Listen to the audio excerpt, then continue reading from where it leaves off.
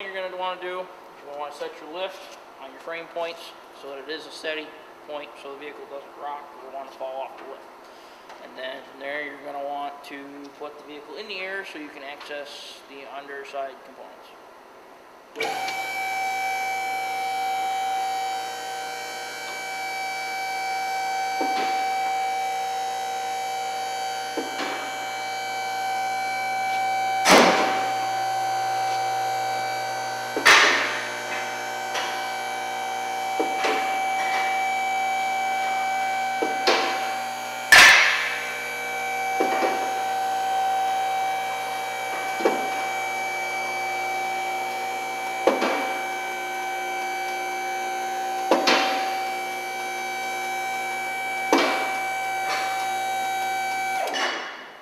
For the purpose of this video, we've gone ahead and done some steps already to try to speed up the process.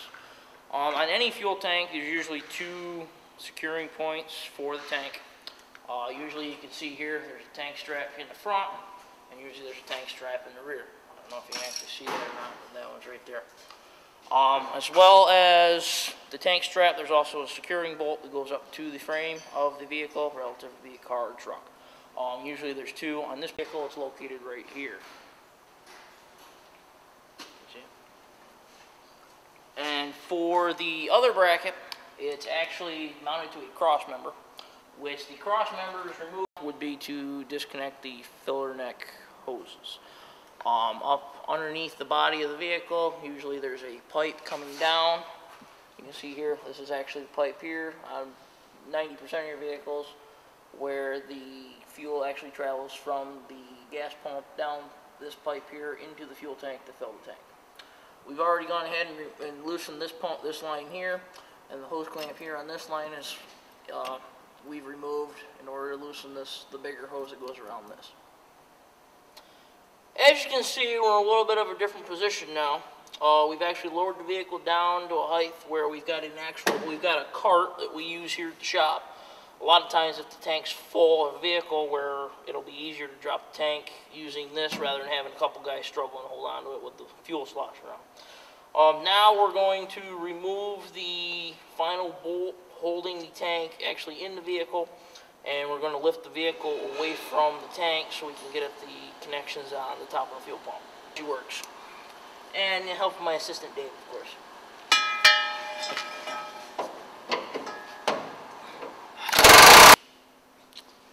Okay, as you can see, we're now back into the truck being in the air again.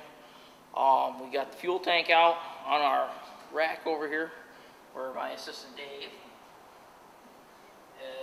is starting to get the snap ring off to get the pump out. We did take the final bolt out for the bracket holding the fuel pump in, and before we could lower the fuel pump, we actually had to disconnect the lines here, whereas for simplistic reasons, because the fuel pump's being changed, we couldn't actually get the disconnect tool on, so we ended up just breaking the plastic gears off the old fuel pump.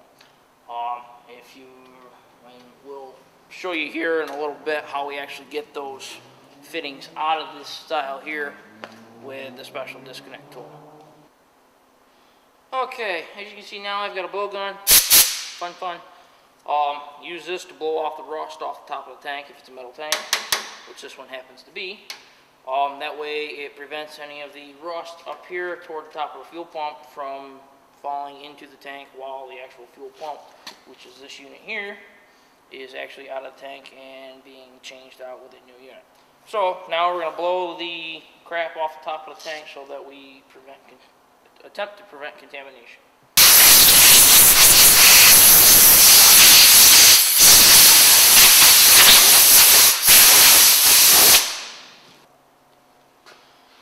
Here's the snap ring that secures the fuel pump into the tank. Sometimes there's a lock ring rather than a snap ring, relative to which type of vehicle we are working on. Here, my assistant Dave is actually going to pull the old fuel pump out of the tank with the use of his screwdriver to break the seal that actually seals the fuel pump into the tank.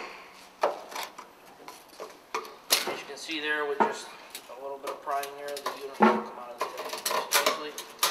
Then you just work it carefully out until the fuel pump actually comes out. Now when you are pulling the unit out, you do want to be careful. As you can probably see here, there is fuel inside of this unit.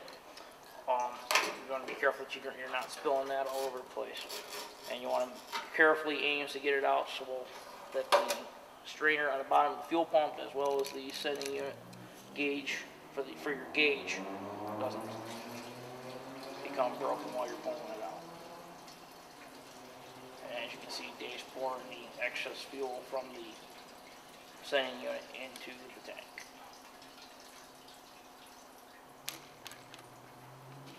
And we have a removed fuel sending unit, fuel pump assembly from the gas tank.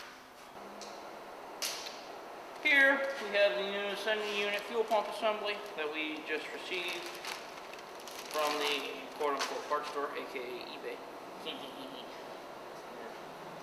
Some units vary, all units vary in price. Now we're getting ready to install the new sending unit into the fuel tank. Usually the new unit comes with a new O-ring or gasket, whatever happens to be with the particular unit we're working on.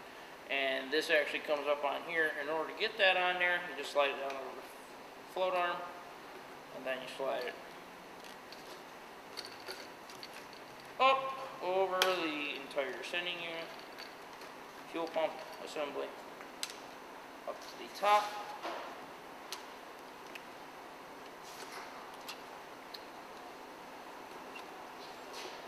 Where, as you can see here, the orange here, which used to be here, but now it's here, so we're good.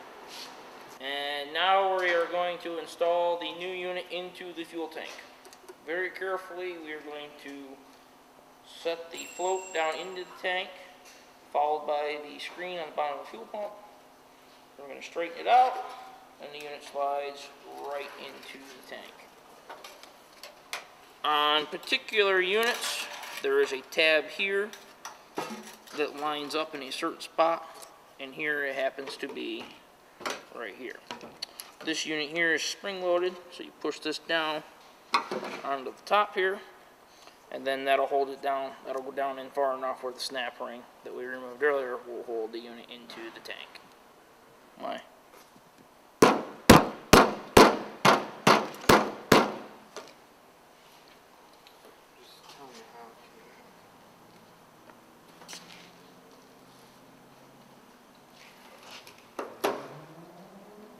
After dropping the fuel tank, we've actually come across a broken wire here, which is why in the new fuel pump kit, a lot of times they come with wiring harness, because this is a common problem for some of the GM vehicles.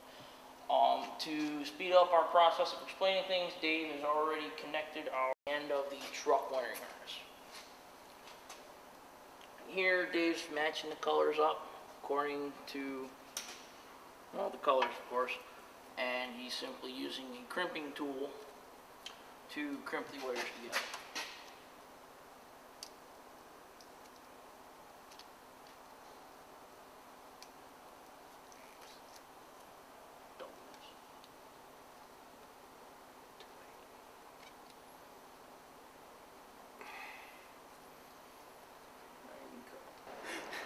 Okay, we've now got the new fuel pump in the fuel tank, and we have our new wiring harness connected and yellow wire taped into the harness.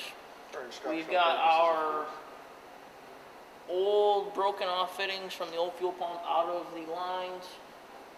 Using our disconnect tool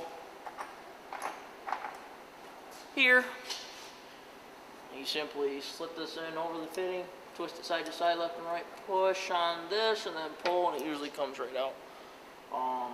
There's all kinds of different tools and adapters that you can buy of this style, as well as many others.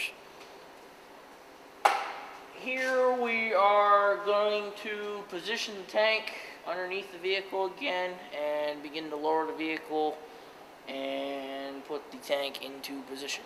In the process of lowering the tank, or lowering the vehicle down over the tank to put it in, we're also going to hook up the both supply and return lines plug in our wiring harnesses.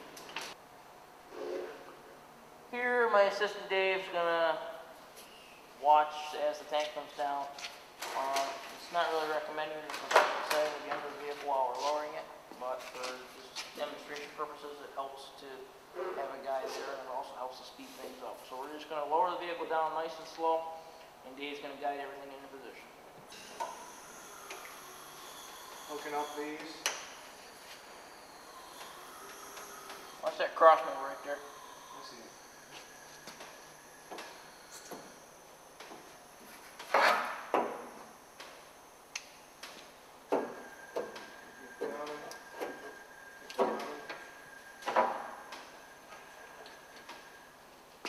As you can probably tell, Dave and I have done this once or twice.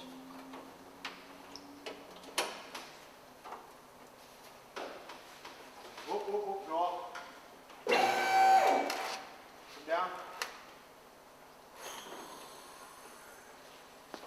Don't forget, we gotta put that strap underneath there. Yeah, I know. Alright? Get her position.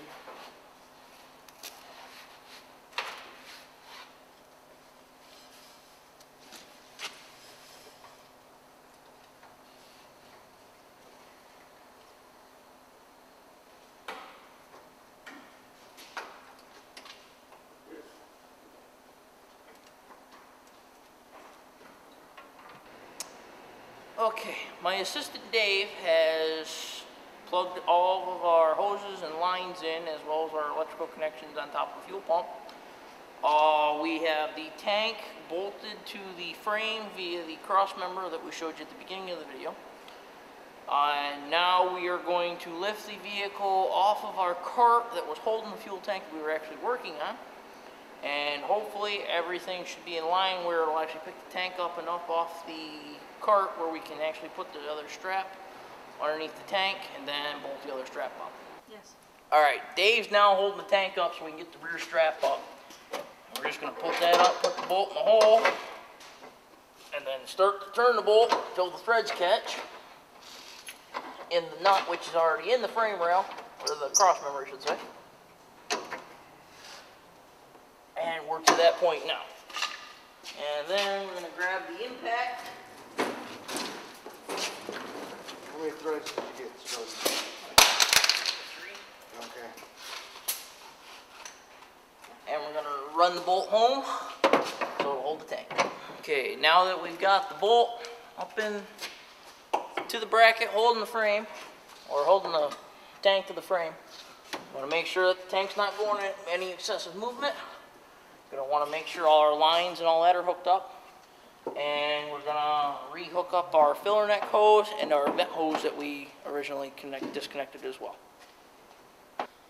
Okay, we've got our filler neck and our vent tubes hooked up. We've got all our lines hooked up as far as pressure and return lines for the supply to the engine.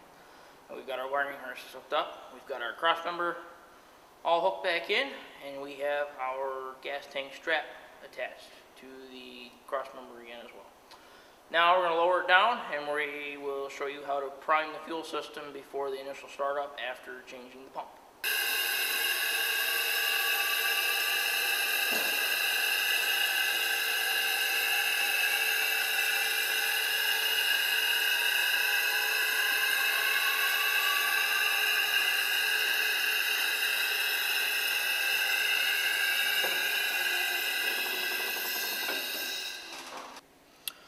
Okay, we've lowered the vehicle down, now we're in the vehicle, and now we're going to show you how to prime the fuel system before the initial startup of the vehicle after the fuel pump service. First thing you're going to do is just simply turn the key on to the on position, wait a couple seconds, then you're going to turn the key back to the off position, if this one would cooperate. And then you're going to simply do that 2 or 3 times.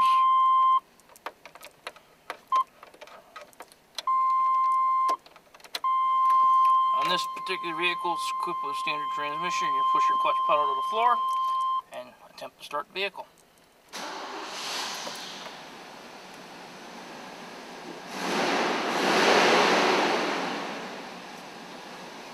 When your vehicle starts, you've successfully performed a fuel system or fuel pump service.